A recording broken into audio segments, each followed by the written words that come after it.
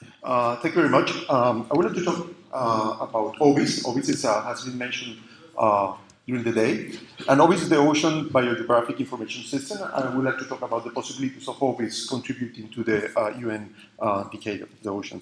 So a brief history of OBIS. OBIS started early in the year 2002 when it was designed as a repository for all the biodiversity data from the Census of Marine Life project.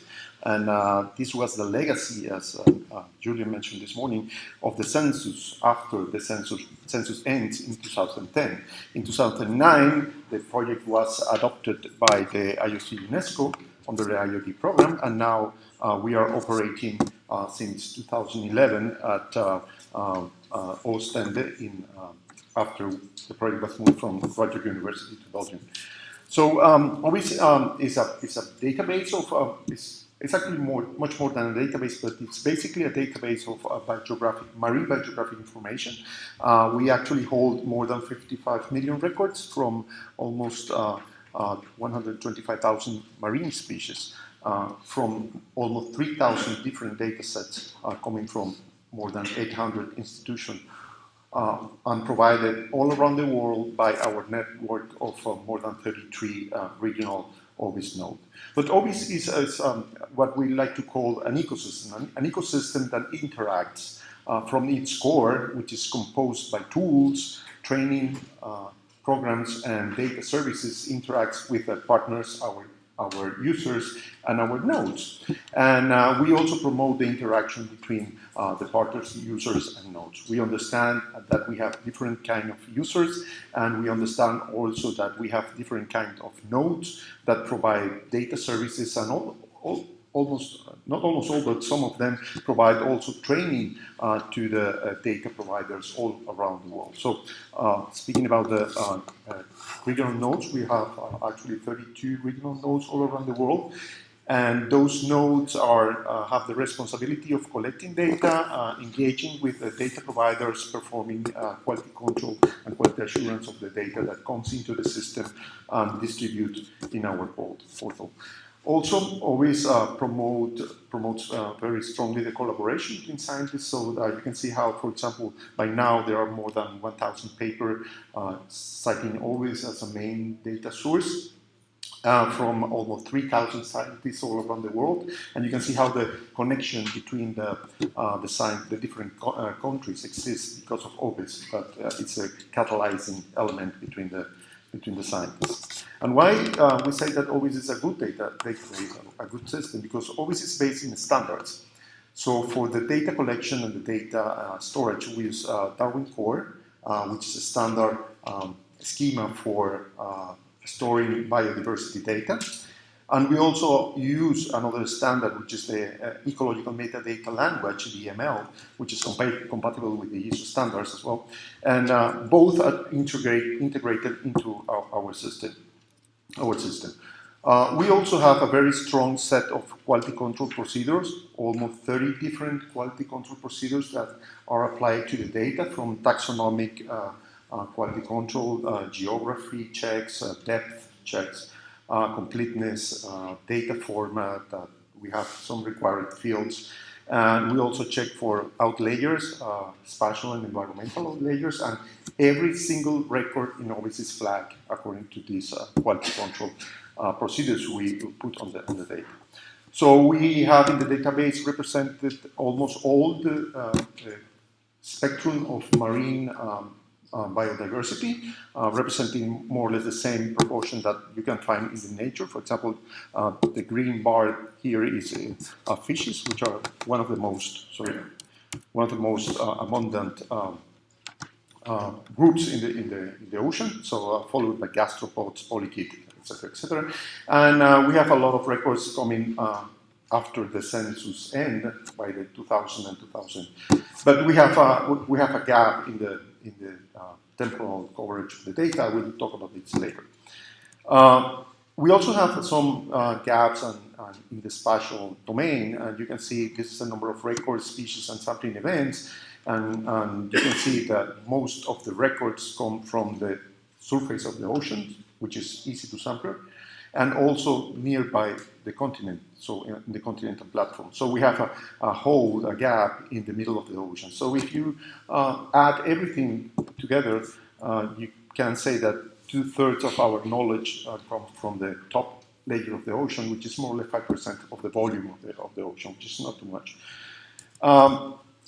As we talked this morning, and Julian presented about the decade of the ocean science for sustainable development, whose vision is to develop a scientific knowledge, build infrastructure, and foster partnerships.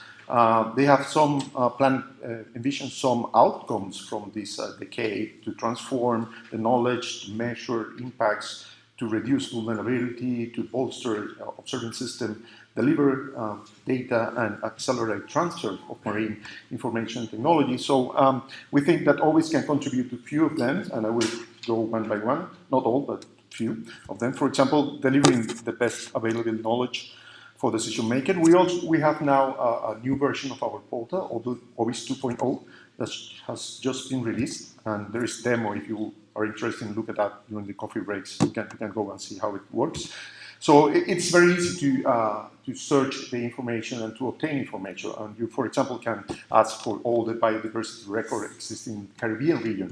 And you as a manager or as a scientist or as a decision maker, you can have all this information in one single place, and you can download the data with the metadata, and you can check the quality control, and you can have everything that we have in OBIS database just clicking the portal.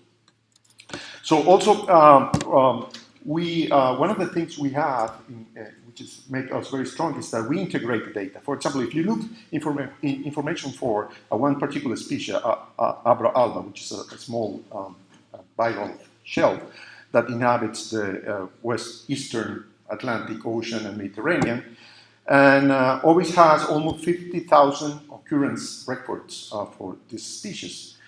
But that comes from more than 100 different data sets in the same place.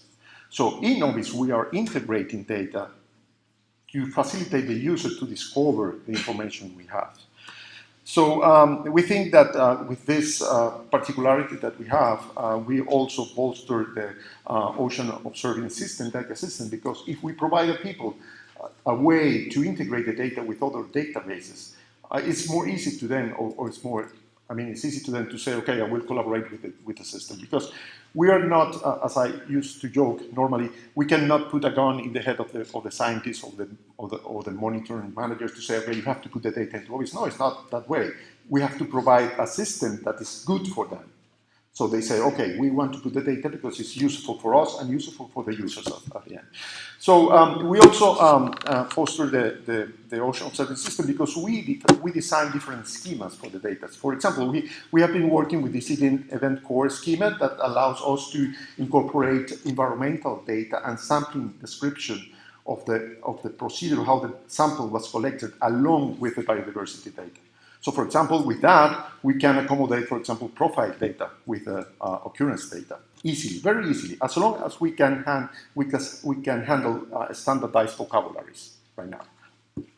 Also, we produce open access tool. So not only the portal, so it's very easy to use as a manager, but if you're a scientist with more capabilities of analyzing data, so we have some tools for you that you can interact very easy and programmatically with the database, so do more complex analysis just accessing the database we have.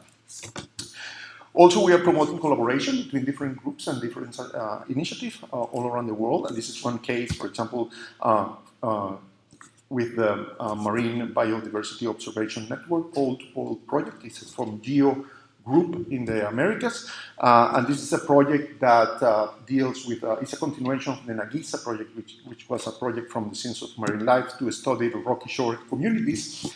And then we are involving people from pole to pole of the America, from Alaska to Antarctica, actually, passing through the Atlantic Ocean and through the Pacific Ocean, all around the Americas. And also incorporating oceanographic data, like, for example, these temperature loggers mimicking a limpet. It's called rubble limpets.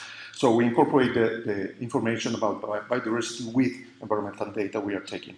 As you can see in the bottom right corner, so we are adding more and more papers into the mainstream of the publication using OBIS data. So we also can accelerate and transfer the marine knowledge to the people, so because we have a very strong, as I mentioned at the beginning, in our core ecosystem, a strong capacity development program. And we are using Ocean Teacher Global Academy as our main partner. So we have so far trained almost, I think it's almost 20% of all the participants of the Ocean Teacher Global Academy courses, about 300 people from 72 countries and doing more than 20 different courses on how to use OBIS, from the very basic things of how to format the data into Darwin Core to very complex things like how to develop tools for ocean tracking network and analyzing tracking information. Also, we promote strategic alliances, and this is one case that we have an agreement with the Global Ocean Observing System, the Biology and Ecosystem Panel, with the Marine Biodiversity Observation Network, and with OBIS. So GOOS is providing the framework for the essential ocean variables for the biology and ecosystem system, equivalent to the physical and biogeochemical system, but for the biology. And MBON, the Marine Biodiversity Observation Network, is promoting the monitoring of those essential ocean variables using the essential biodiversity concept they manage. And OBIS is providing the data sharing, data quality, the data service, and the data training for all the group.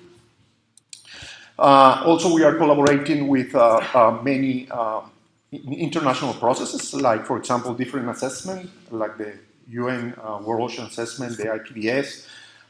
We are working very close with the Convention for Biological Diversity in its EPSA, ecological or biological significant areas in areas beyond national jurisdiction.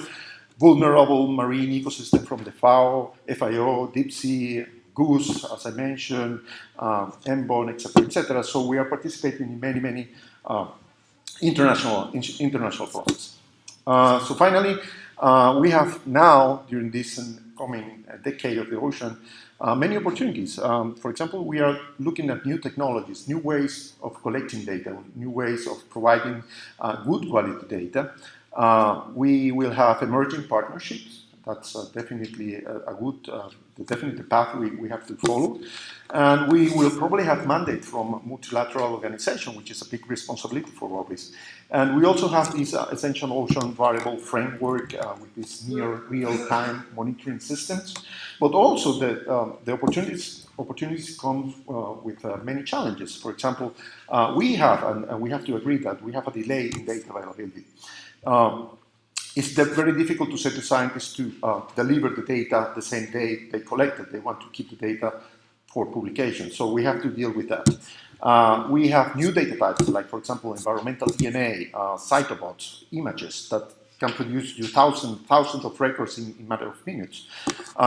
We have taxonomic, temporal, and geographical gaps, as I mentioned. We have to maintain this multi-partnership engagement, which is very difficult in the long term. And we also have many clients, which means that every client, every user has a different interest, so we have to deal with that. I would like to end with a quote from Eduardo, which he was an engineer, North American engineer, and probably the first data scientist of this era. And he mentioned that without data, you are just another person with an opinion. And I would like to remind you that marine biodiversity data, I know you know already, is ocean data as well. Thank you very much.